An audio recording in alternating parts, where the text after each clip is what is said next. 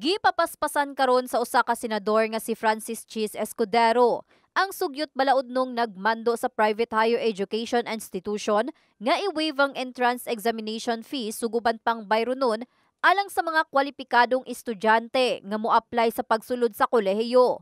Tumong niini aron nga magkahigayon ang mga kabatan-unan nga makabaton og hayag nga kaugmaon.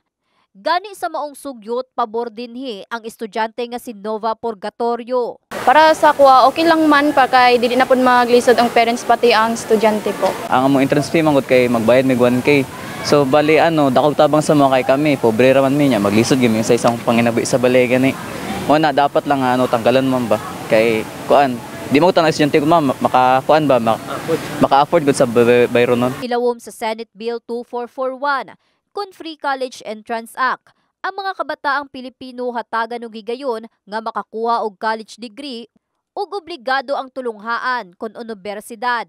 Nga i-waive ang bayro nun sa mga graduating high school student nga certified citizen sa entrance examination sa kolehiyo. Samtang giuyunan usab kini ni Dr. Warren Manilay, tag-iya og usa ka pribadong tulunghaan sa Jensan. Gumikan gawas sa daghang mga estudyante ang mahatagan og tsansa nga makaeskwela tungod sa mga pribilehiyo nga hatod kanila sa gobyerno. Dahil hindi sila eligible sa ganung mga kriteria, magte-take talaga sila ng exam, and kung yung school na yun ay nagpapabayad ng entrance, pwede silang maningil, no? Pero dun sa mga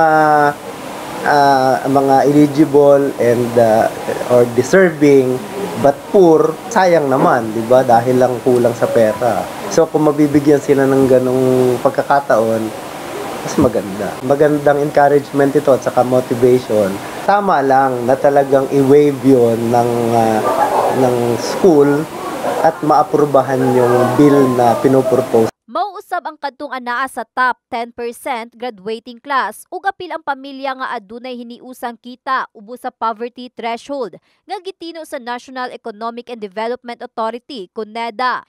Nakalatid sab sa maong sugyot nga kwalipikado sa libreng entrance exam ang mga estudyanteng anaa sa pamilya nga dili makahatag sa minimum basic needs sama sa pagkaon, panglawas, edukasyon ug uban pang panginahanglanon nga gi-certify sa Department of Social Welfare and Development kon DSWD. In the heart of changing lives, kini si Russell Jean Mantile sa Brigada News Jensan, Brigada News.